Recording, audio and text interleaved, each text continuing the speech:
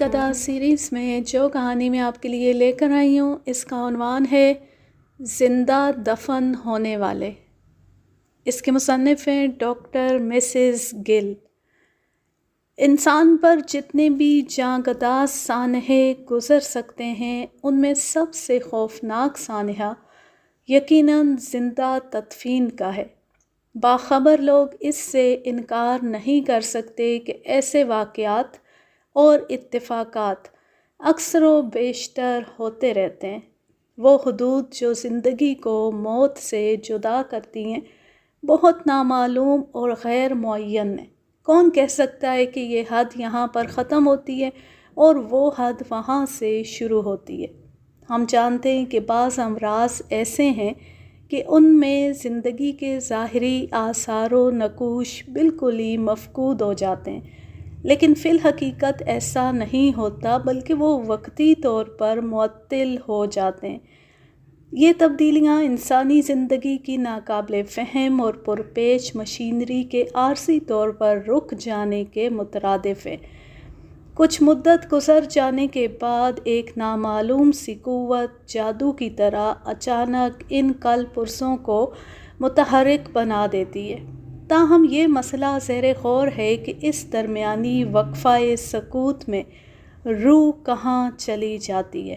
لیکن ہم اس قسم کی مفروضات کی بحث میں نہیں پڑتے کہ فلاں وجوہات سے لازماً فلاں اثرات پیدا ہونے چاہئیں اور آثار حیات کے معطل ہو جانے کی وجہ سے لوگ زندہ دفن ہو جاتے۔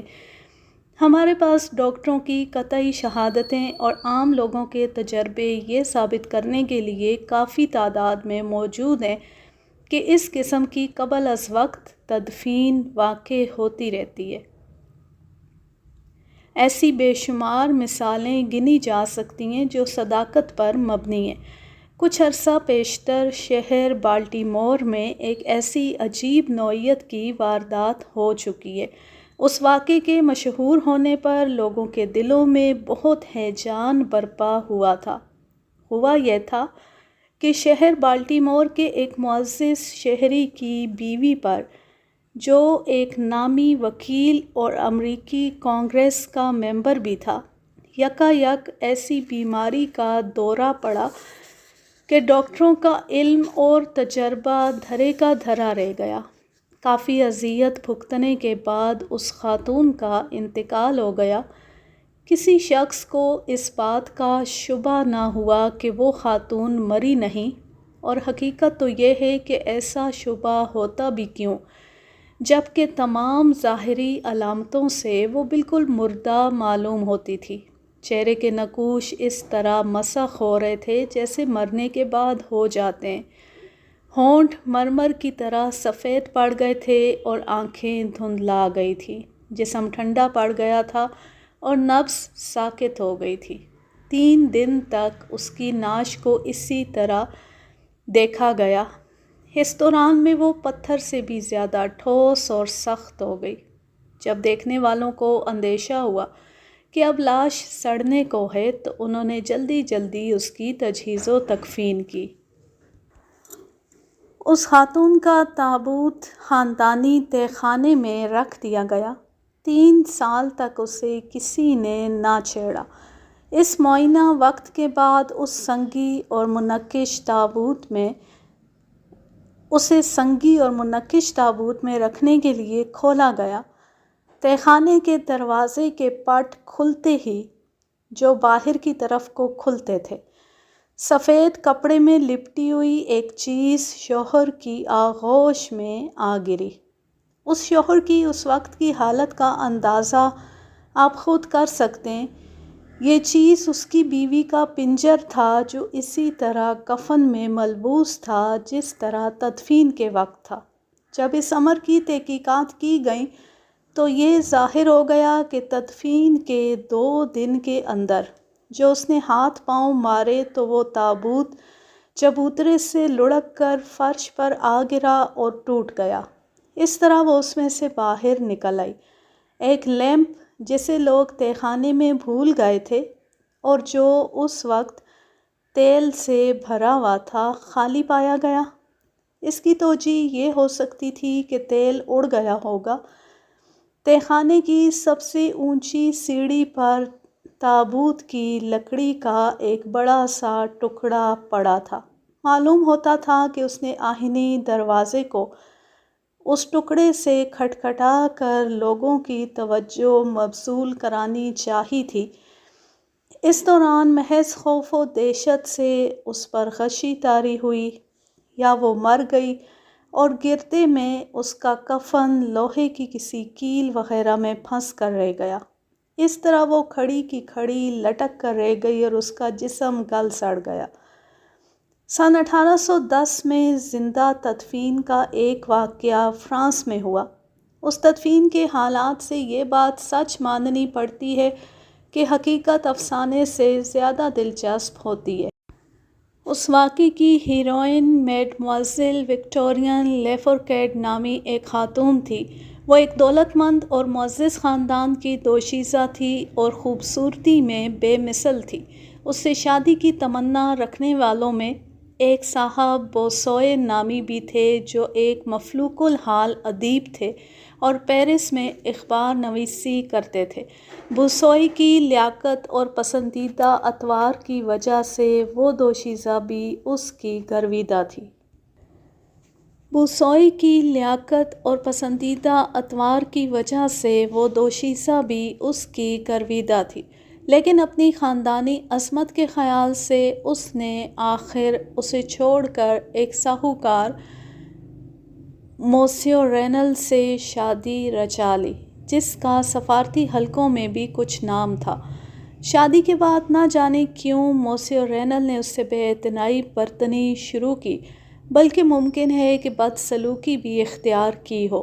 چند سال کی ناخوشگوار رفاقت کے بعد بیوی کا انتقال ہو گیا، چنانچہ اسے گاؤں میں ایک معمولی قبر میں دفن کر دیا گیا۔ عاشق نامراد یہ خبر سن کر بہت مغموم ہوا۔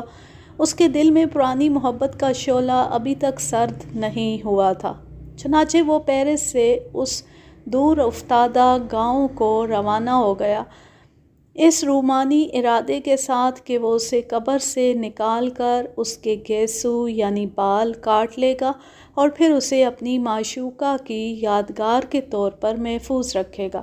آدھی رات کو اس نے قبر سے تابوت نکالا اور اسے کھول کر اپنی معشوقہ کے بالوں کی لٹ کاٹنے کی کوشش کرنے لگا۔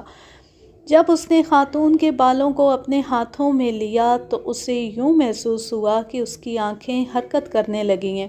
حقیقت یہ تھی کہ وہ خاتون زندہ دفن کر دی گئی تھی، اس سے زندگی مکمل طور پر رخصت نہیں ہوئی تھی۔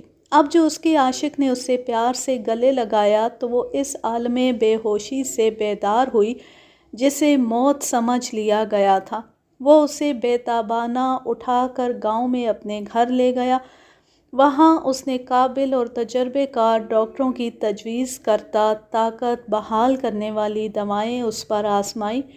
آخر وہ ہوش میں آ گئی اور اس نے اپنے محسن کو پہچان لیا اور پھر وہ اس کے ساتھ رہی، حتیٰ کہ رفتہ رفتہ وہ بالکل تندرست ہو گئی۔ آخر عورت کا دل تھا، اگر سخت بھی تھا تو عاشق کی بے لوث محبت کے اس آخری مظاہرے نے اسے موم کر دیا تھا۔ اس نے اپنی محبت بوسوئے کے لیے وقف کر دی، شوہر کے گھر واپس جانے سے انکار کر دیا اور اپنی حیات نو کے راز کو پوشیدہ رکھ کر اپنے محبوب کے ساتھ امریکہ چلی گئی۔ 20 سال کے بعد دونوں پھر فرانس پہنچے۔ اتنی مدت میں اس خاتون کا چہرہ مہرہ بہت حد تک بدل گیا تھا۔ وہ دونوں مطمئن تھے کہ انہیں کوئی نہیں پہچانے گا، لیکن ان کا یہ خیال موسیو رینل کے بارے میں بالکل غلط نکلا۔ اس نے نہ صرف اپنی بیوی کو پہچان لیا بلکہ اس پر اپنا حق بھی جتایا۔ خاتون نے بھری عدالت میں اس حق سے انکار کر دیا۔ عدالت نے بھی خاتون کے حق میں فیصلہ دیتے ہوئے کہا کہ پیش آمدہ حالات اور امتداد زمانہ سے اس خاتون پر شوہر کا حق اخلاقاً ہی نہیں بلکہ قانوناً بھی ساقط ہو گیا ہے۔ لینبرگ کا رسالہ چارٹر سرجیکل جرنل، جو بہت سنجیدہ اور مستند پرچوں میں سے ہے، اس کے ایک تازہ شمارے میں اسی نوعیت کا ایک واقعہ شائع ہوا ہے جو بہت ہی حیران کن ہے۔ توپ خانے کا ایک افسر جو بہت بلند قامت اور تنومند آدمی تھا، ایک سرکش گھوڑے سے گر پڑا جس سے دماغ پر زبردست چوٹ آئی اور وہ وہیں بے ہوش ہو گیا۔ اس کی کھوپڑی کسی قدر چٹخ گئی تھی لیکن فوری خطرہ کوئی نہ تھا۔ تربان سے اس کی کھوپڑی میں شگاف کر کے خون باہر نکالا گیا اور اسے بچانے کے لیے دوسرے ہر ممکن طریقے بروئے کار لائے گئے، لیکن پھر اس کی حالت بتدریج بگڑتی چلی گئی اور بالآخر اس کا جسم اس قدر ٹھنڈا ہو گیا کہ اسے مردہ سمجھ لیا گیا۔ موسم گرما کی وجہ سے اسے عجلت میں ایک عام قبرستان میں دفن کر دیا گیا۔ اس کی تجہیز و تکفین کی رسوم جمعرات کے روز ادا ہوئی۔ اتوار کے روز حسب معمول قبرستان میں لوگوں کی بہت بھیڑ تھی۔ یکا یک ایک دہقان نے یہ اعلان کر کے سنسنی پھیلا دی کہ میں نے اس افسر کی قبر پر بیٹھے بیٹھے نیچے اس طرح کی ہلچل محسوس کی ہے جیسے کوئی شخص باہر نکلنے کے لیے ہاتھ پاؤں مار رہا ہو۔ شروع میں اس دہقان کی بات پر کسی نے کان نہ دھرا، لیکن یہ دیکھ کر اس کے چہرے پر دہشت کے آثار نمایاں ہیں اور وہ اپنے بیان کی صداقت پر بری طرح اڑا ہوا ہے، لوگوں پر قدرتاً کچھ اثر ہوا۔ جلدی پھاوڑے لائے گئے اور قبر کو اس قدر کھول دیا گیا کہ مردے کا سر نظر آنے لگا۔ وہ اس وقت مردہ ہی معلوم ہوتا تھا، لیکن تابوت میں سیدھا بیٹھا ہوا تھا اور زور کر کے تابوت کے ڈھکنے کا ایک حصہ اس نے اوپر اٹھا لیا تھا۔ اسے فوراً ہسپتال پہنچایا گیا اور ڈاکٹروں نے فیصلہ دیا کہ وہ زندہ ہے۔ چند گھنٹے بعد اسے ہوش آ گیا۔ اس نے بعض لوگوں کو پہچان لیا اور ٹوٹے پھوٹے لفظوں میں قبر کے عذاب کی داستان سنائی۔ اس کے بیان سے معلوم ہوتا تھا کہ زمین کے نیچے 1 گھنٹے سے زیادہ تک وہ ہوش کے عالم میں دبا رہا، اس کے بعد دوبارہ بے ہوش ہو گیا۔ قبر میں جلدی میں جو مٹی ڈال دی گئی تھی وہ بہت مسام دار تھی اور اس میں سے کچھ نہ کچھ ہوا گزر کر آتی رہی۔ اس نے اوپر لوگوں کے قدموں کی آہٹ سنی تو کوشش کی کہ انہیں اپنی حالت زار سے باخبر کرے۔ اس نے کہا کہ قبرستان کے اندر لوگوں کی آوازوں اور شور نے مجھے نیند سے جگا دیا، لیکن بیدار ہوتی مجھے ایک دم احساس ہو گیا کہ میں کسی خوفناک جگہ پر پہنچ گیا ہوں۔ اس رسالے نے لکھا کہ یہ شخص برابر تندرست ہو رہا تھا، لیکن ڈاکٹروں کے طبی تجربوں کی بھینٹ چڑھ گیا۔ انہوں نے بجلی کا علاج شروع کر دیا۔ بجلی کے علاج سے بعض اوقات جو دورے پڑتے ہیں انہی میں وہ غریب ختم ہو گیا۔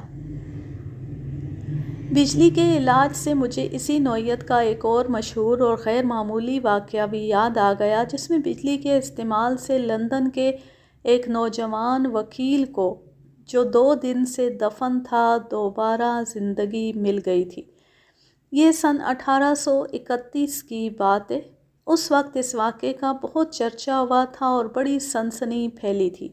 ایک وکیل جس کا نام مسٹر ایڈورڈ سٹیپلی ٹن تھا، ٹائفس بخار کے عارضے سے وفات پا گیا، لیکن بعض علامات اس عارضے کی علامت سے متضاد بھی تھیں، جس پر ڈاکٹر کو بڑا تعجب ہوا تھا۔ اس کی موت پر اس کے وارث دوستوں سے درخواست کی گئی کہ وہ اس کے پوسٹ مارٹم کی اجازت دے دیں، لیکن انہوں نے اجازت نہ دی۔ اگر سرپرست اجازت نہ دیں تو عموماً ڈاکٹر اپنے طور پر لاش کو قبر سے نکلوا کر اطمینان سے چیر پھاڑ کر لیتے ہیں۔ قبرستان سے مردے نکالنے والوں کی ٹولیاں لندن میں عام ہیں۔ ان میں سے ایک کے ساتھ معاملہ طے کر کے تدفین کے تیسرے روز لاش کو 8 فٹ کی گہری قبر سے نکالا گیا اور ایک پرائیویٹ ہسپتال کے آپریشن روم میں لٹا دیا گیا۔ معدے میں ایک شگاف دے دیا گیا تھا۔ ڈاکٹروں نے لاش بالکل تازہ حالت میں دیکھی تو بجلی کی بیٹری کے استعمال کا خیال آیا۔ ایک کے بعد دوسرا اور دوسرے کے بعد تیسرا تجربہ کیا گیا، لیکن کوئی خاص فرق پیدا نہ ہوا، سوائے اس کے کہ ایک دو بار لاش میں ایسی کپ کپی سی پیدا ہوئی جس میں زندگی سے کچھ مشابہت تھی۔ ان تجربوں میں کافی دیر ہو گئی اور اب دن نکلنے کو تھا۔ آخر مناسب یہ سمجھا گیا کہ عملِ جراحی فوراً شروع کر دیا جائے، تاہم ایک طالب علم اپنا ایک نظریہ ضرور آزمانا چاہتا تھا۔ اس کا اصرار تھا کہ بیٹری سینے کی ایک نس پر آزمائی جائے۔ جلدی سے ایک چرخہ دیا گیا اور ایک تار اس کے ساتھ لٹکا دیا گیا۔ مریض یکا یک بڑے سکون کے ساتھ میز سے اٹھا اور کمرے کے وسط میں جا کر کھڑا ہو گیا۔ وہ چند لمحوں تک اپنے گرد و پیش دیکھتا رہا اور اس کے بعد کچھ بولا۔ اس نے کیا کہا یہ سمجھ میں نہ آ سکا، لیکن اس نے جو الفاظ کہے تھے ان کی ادائیگی بڑی درست تھی۔ اس کے بعد وہ دھڑام سے فرش پر گر پڑا۔ سب لوگ حیرت اور دہشت سے ایک دوسرے کی طرف آنکھیں پھاڑ پھاڑ کر دیکھ رہے تھے، لیکن معاملہ اس قدر سنگین تھا کہ انہوں نے بہت جلد اپنے آپ کو سنبھالا اور اس کا معائنہ کیا۔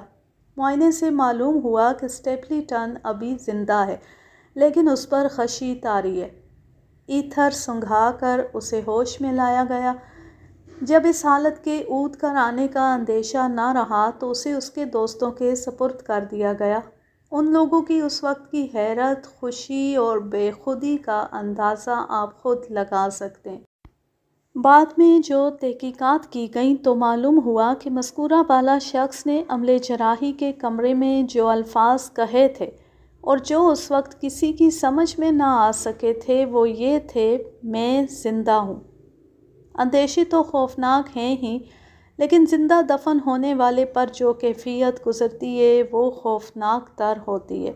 ہم یہ بات بلا جھجک کہہ سکتے ہیں کہ زندہ دفن ہونے سے بڑا کوئی جسمانی اور ذہنی عذاب نہیں ہو سکتا۔ مرطوب زمین سے دم گھونٹ دینے والے بخارات اٹھ رہے ہوتے ہیں، انسان موت کے کفن میں لپٹا پڑا ہے، تنگ و تاریک قبر کی چھت چھاتی پر دھری ہے، گھٹا ٹوپ سیاہی کا عالم ہے، بے پناہ خاموشی کا سماں ہے۔ قبر کا کیڑا نظر نہیں آتا، لیکن اس کی موجودگی محسوس ہو رہی ہے۔ یہ ساری باتیں اور اس کے ساتھ یہ احساس کہ قبر کے باہر ہوا ہے، سبزہ ہے، وہ والدین، عزیز، رشتہ دار اور دوست احباب ہیں جن کو ایک بار اس کی حالت کی خبر مل جائے تو بچانے کے لیے دوڑے چلے آئیں، ایسے احساسات ہیں جس کے تصور کی بھی کسی میں تاب نہیں۔ اس کہانی کا ماخذ ہے سیارہ ڈائجسٹ، جنوری سن 1966۔ اب میں لیتی ہوں آپ سے اجازت۔ جہاں رہیں خوش رہیں، شاد و آباد رہیں، ہنستے مسکراتے رہیں۔ اللہ حافظ، اللہ نگہبان۔